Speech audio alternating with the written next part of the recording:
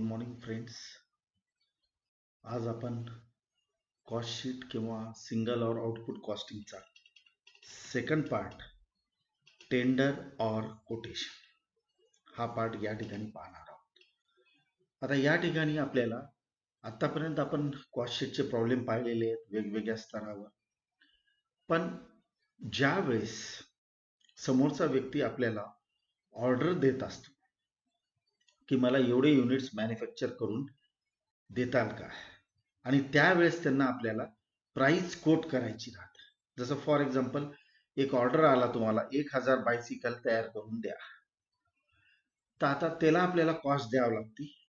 किती किमतीला तुम्ही त्याला 1000 बायसिकल काय रेटनं तुम्ही त्याला तयार करून देऊ शकतात. आता हे कॅल्क्युलेशन आपल्याला कॅल्क्युलेट करण्यासाठी आपल्याला हिस्टॉरिकल बेस राहतो. आपण 5000 बायसिकल तयार केलेले आहेत किंवा 500 बायसिकलचा लॉट तयार केलेला आहे आणि तो आता रिसेंटली आपण तो तयार केलेला, त्याची पर युनिट कॉस्ट आपल्याकडे आलेली राहते. तर या ठिकाणी प्रत्येक मॅन्युफॅक्चररला टेंडर प्राइस किंवा एस्टिमेटेड प्राइस किंवा कोटेशन प्राइस ही त्याला या ठिकाणी कॅल्क्युलेट करावी लागत असते. तर आता या प्रॉब्लेम मध्ये आपण असंच पाहणार आहोत की टेंडर प्राइस आपण कशी कॅल्क्युलेट करायची आहे. आता आपल्याला समोरच्या व्यक्तीला पटला असेल तर तो आपल्याला ऑर्डर देईल अथवा देणार नाही. तर त्यासाठी आपल्याला एक छोटा प्रॉब्लेम आपण या ठिकाणी पाहणार आहोत. when cost of the same type and quality of commodity is to be calculated, normally cost per unit of each element of cost will be taken up. म्हणजे आपण सेम टू सेम आपल्याला खर्च त्या रेशोमध्ये चेंज करावे लागणार आहे. जसं इथं 2000 सायकल तयार झालेल्या आहेत, त्याचा खर्च देण्यात आलेला आहे, आणि जर समजा तुम्हाला 500 सायकल करायच्या आहेत तर त्या रेशोमध्ये याचं कन्व्हर्जन करून आपण कोटेशन प्राइस त्याला त्या ठिकाणी देत असतो. वेगवेगळ्या लेवलला आपण खर्च वेगवेगळ्या लेवलला जो एलिमेंटचा खर्च होत असतो तो कन्सिडर सेम टू सेम या ठिकाणी कन्सिडर करू. तर ह्या थेअरीमध्ये हेच सांगण्यात आलेले. Commodity is to be calculated. Normally cost per unit of each element of cost will be taken up. If there is any expected changes in this element, the changes will be adjusted accordingly. तर हे example आपण या ठिकाणी पहिले वाचून घेऊत. आपण या ठिकाणी इलस्ट्रेशन दिलेले. On 15th August 2005, the Standard Cycles company was required to quote for a contract for the supply of 500 bicycle from the following details. Prepare a statement showing the price to be quoted to give the same percentage of net profit on turnover as was realized during the 6 months to 30th June 2005. Stock of material on 1st January 2005 50,000. Stock of material on 30th June 2005 7,000. Purchase of material during 6 months to 30th June 2005 75,000. Factory wages 1,50,000. Indirect charges 25,000. Sales 2,70,000. Completed, that is finished stock. Opening stock, that is 1st January 2005 nil, and finished stock closing 30th June 2005 50,000. हे आपल्याला या ठिकाणी stock आलेला आहे. हे detail या ठिकाणी मिळालेले आहेत आपल्याला हे पूर्ण. आता याच्या खालती इन्फॉर्मेशन आपल्याला अशी देण्यात आलेली.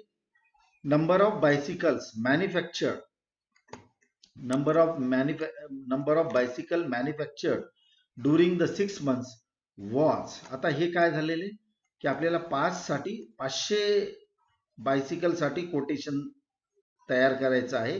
पण ही जी इन्फॉर्मेशन आहे आपल्याला दिलेली ही आहे 2000 बायसिकलची दिलेली. Number of bicycle manufactured during the 6 months was 2000 including those sold and those in stock at the end of period.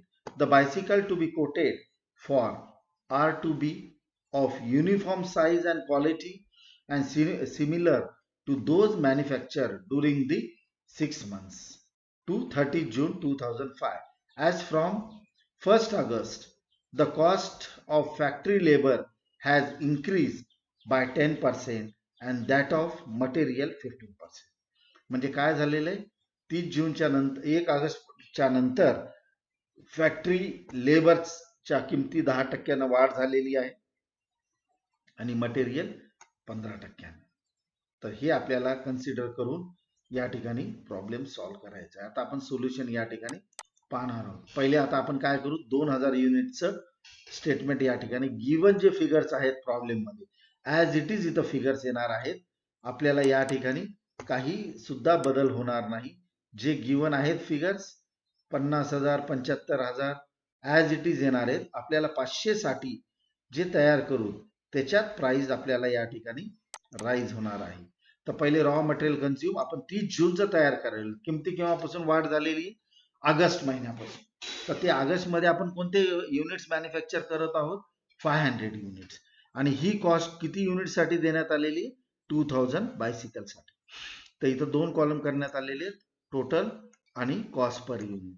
Raw material consume, stock of raw material as on 1 January 50,000, material purchase during the year 75,000, stock of material on 30 जून 7,000, 1,18,000 रुपये per unit cost. आता per unit cost कशी काढायची आपल्याला, 2000 cycles 1,18,000 भागिले 2,000 म्हणजे 59 rupees या ठिकाणी per unit cost येऊन जाईल. टोटल खर्च झालेला 1,18,000 किती सायकलसाठी, 2000 सायकलसाठी. आता डायरेक्ट वेजेस त्याच बेसनं करायचे आपल्याला, 1,50,000 भागिले 2,000 75 रुपये पर युनिट कॉस्ट. आता इथं प्राइम कॉस्ट आलेली, डायरेक्ट एक्सपेन्सेस नसल्यामुळं 2,68,000 टोटल कॉस्ट आलेली आहे आणि डिवायडेड बाय 2000 म्हणजे 134 रुपये per unit cost. Indirect expenses, आता या ठिकाणी दुसरे काहीच एक्सपेन्सेस देण्यात नाही आलेले. फॅक्टरी म्हणा ऑफिस म्हणा हे आपल्याला दोन्ही मिळून या ठिकाणी एक्सपेन्सेस आलेले आहेत. किती, 25,000 रुपये. त्याची पर युनिट कॉस्ट 12 रुपये 50 पैसे. कॉस्ट ऑफ प्रोडक्शन आलेली आहे 2,93,146 रुपये 50 पैसे. आता आपल्याला इथं opening stock of finish goods देण्यात नाही आलेला आहे, तर क्लोजिंग स्टॉक देण्यात आलेला आहे 30 जूनचा, तो आहे 50,000. तर याच्यामधून स्टॉक 50,000चा शिल्लक राहिलेला आहे.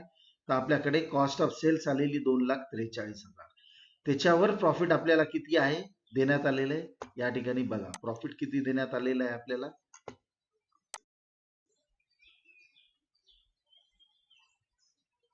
सेल्स आहे 25,000, सेल्स आहेत 25,000.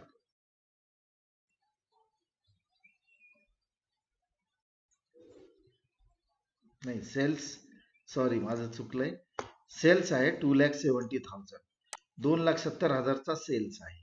तर या प्रॉब्लेम मध्ये आपण इथं काय केलेलं आहे, 2,43,000 कॉस्ट ऑफ सेल्स आलेली आहे. आपल्याला प्रॉफिटचं कॅल्क्युलेशन या ठिकाणी देण्यात नाही आलेलं आहे. Profit is the balancing figure. तर सेलिंग प्राइस म्हणजे सेल्स देण्यात आलेलं आहे 2,70,000, प्रॉफिट झालेलं आहे 27,000 रुपये. तर ही झाली आपली कॉस्ट. आता percentage of profit on selling price, profit आलेलं 27,000, सेलिंग प्राइस आलेली 2,70,000 गुणिले 70 म्हणजे 2,70,000च्या 27,000 प्रॉफिट म्हणजे सेलिंग प्राइसच्या 10% प्रॉफिट आलेला आहे. तर याच पद्धतीने आपल्याला 500 बायसिकल्स याच बेसिसवर आपल्याला तयार करायच्या आहे. तर आपण या ठिकाणी same line of action consider करून या ठिकाणी आपण कॅल्क्युलेशन बघा तुम्ही. आता 2000 साठी 1,18,000, तर 500 साठी किती हे कॅल्क्युलेशन केल्यावर त्याच्यामध्ये आपण 15% ऍड करायचं, जी काही व्हॅल्यू येईल 1,18,000 गुणिले 500 भागिले 2000 अँड ऍड 50% ऑफ इट. म्हणजे या ठिकाणी थोडक्यात कॅल्क्युलेशन असं घ्यायचं आहे आपल्याला, 1,18,000 गुणिले 500 भागिले 2000, तर ही किंमत आलेली 29,500. 29,500 याच्यावर 15% व्हॅल्यू वाढलेले आहेत. टोटल आलेले 33,925. आता हे तुम्ही कॅल्क्युलेशन्स करून ऍड करू शकता. रेशो काढायचा 2000 ला 1,18,000 तर 500 ला किती आणि त्याच्यामध्ये 15% त्याच्याच ऍड करून 33,925 ही टोटल कॉस्ट 500 बायसिकलची रॉ मटेरियलची आलेली आहे. पर युनिट कॉस्ट 33,925 भागिले 500 67.85. त्याचबरोबर direct wedges 41,250 per unit cost आलेली 82 रुपये 50 पैसे. अशा पद्धतीनं इथं या ठिकाणी ओपनिंग स्टॉक क्लोजिंग स्टॉक आपल्याला या ठिकाणी घेण्याची गरज नाही. आपण प्रोजेक्टेड करत असल्यामुळं फक्त आपल्याला व्हॅल्यू या ठिकाणी दाखवायची आहेत. आपल्याला मटेरियल किती लागलं, लेबर किती लागलं, इनडायरेक्ट एक्सपेन्सेस किती लागले एवढंच या ठिकाणी कॅल्क्युलेट करायचे आणि त्यांना पर युनिट कॉस्ट आपल्याला द्यायची. तर प्राइम कॉस्ट या ठिकाणी 75,175 पर युनिट कॉस्ट 150 रुपये 35 पैसे. त्यानंतर इनडायरेक्ट चार्जेस आलेले 6,250 पर युनिट कॉस्ट 12 रुपये 50 पैसे. अशा पद्धतीनं कॉस्ट ऑफ प्रोडक्शन आलेलं आहे 81,425. त्यानंतर पर युनिट कॉस्ट 162 रुपये 85 पैसे. आता प्रॉफिट आपलं किती आलेलं आहे कॅल्क्युलेट करण्यात आले. पर्सेंटेज ऑफ प्रॉफिट आपण इथं कॅल्क्युलेट केलेलं आहे बघा. Percentage of profit on selling price 10%. तर आपण काय केलेलं आहे 10% या ठिकाणी कॅल्क्युलेट केलेलं आहे. म्हणजे कशा पद्धतीने केलेलं आहे या ठिकाणी 90% 81,425. जेव्हा 90% कॉस्ट ऑफ प्रोडक्शन असेल 90%. एक मिनिट समीकरण कसं करायचे 10% ऑन सेलिंग प्राइस. तर सेलिंग प्राइस आपल्याला माहित नाही. 90% सेलिंग प्राइस 100% सेलिंग प्राइस आहे या ठिकाणी बरोबर आहे. टोटल कॉस्ट ऑफ सेल्स आलेली आहे 90% म्हणजे 10% या ठिकाणी प्रॉफिट आलेले. हे पहिले समीकरण लक्षात आलं. आता हे समीकरण लक्षात आल्यानंतर आपल्याला समजून घ्यायचे की ज्या वेळेस 90% कॉस्ट ऑफ सेल्स असताळे 81,425 कॉस्ट आलेली आहे टोटल कॉस्ट ऑफ प्रोडक्शन. तर 10% असताळे किती बरोबर आहे. तर समीकरण कसं करणार आहे तुम्ही 81,425 फॉर्म्युला बघा समोर 81,425 गुणिले 10 भागिले 100. तर आपल्याला या ठिकाणी किती आलेली आहे व्हॅल्यू 9,047 रुपये हे प्रॉफिट आलेलं आहे. 81,425 ही 90% रक्कम आहे. 10% प्रॉफिटची रक्कम 9,047. या दोन्हीला ऍड केल्यानंतर 100% selling price 90,472. Per unit cost सुद्धा त्याच पद्धतीने 162 रुपये 85 पैसे कॉस्ट ऑफ प्रोडक्शन म्हणजे ही आलेली 90%. त्याच्यामध्ये 10% ऍड झालेले आहेत 18 रुपये 09 पैसे आणि सेलिंग प्राइस 100% म्हणजे 180 रुपये 94 पैसे. तर टेंडर या पद्धतीनं तुम्हाला सॉल्व करायचं आहे. तर मित्र हो ज्या वेळेस आपल्याला हे 2000 युनिटच्या सेम कॉपी टू कॉपी आपल्याला इथं चेंजेस करायचे आहे. कारण की आपल्याला एक्सपिरियन्स झालेला जून महिन्यामध्येच आपण प्रोडक्शन केलेलं आहे. एवढ्या किमती काही वाढणार नाही पण इथं वाढ झालेली आहे आपल्याला. आणि हा जो प्रॉब्लेम सॉल्व करते आपल्याला कॉपी टू कॉपी हा प्रॉब्लेम बेसवर तयार करावा लागत असतो.